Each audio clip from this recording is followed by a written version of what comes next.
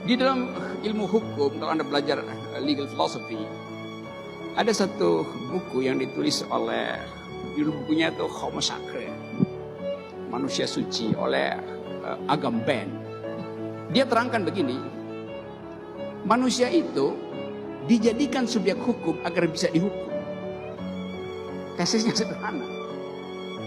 Jadi Anda di dalam keadaan natural, di dalam romantisme Rousseau, Anda itu setara. Begitu masuk di dalam kehidupan hukum, Anda menjadi tidak setara. Saya kasih contoh cara melihat hukum yang kacau oleh orang Indonesia, oleh hakim-hakim Indonesia. Bahkan di tempat universitas Anda itu, Unair, diucapkan terus-menerus equality before the law, equality before. Apa tuh equality before the law? Kesamaan di depan hukum.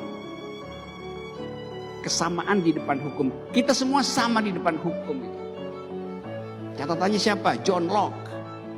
Kacau. John Locke nggak begitu idenya.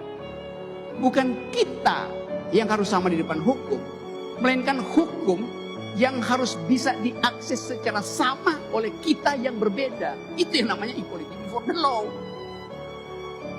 Jadi bayangkan ilmu hukum diterangkan dengan cara kacau karena nggak pernah membaca prime source dari legal philosophy. Itu pentingnya belajar legal philosophy. Kesamaan yang nggak bisa saya dengan Pak Muldoko tidak sama di depan hukum karena akses kita pada hukum itu berbeda. Gak ada soal. Tapi hukum harus sama untuk kita akses. Kita yang berbeda harus punya akses yang sama terhadap hukum yang satu.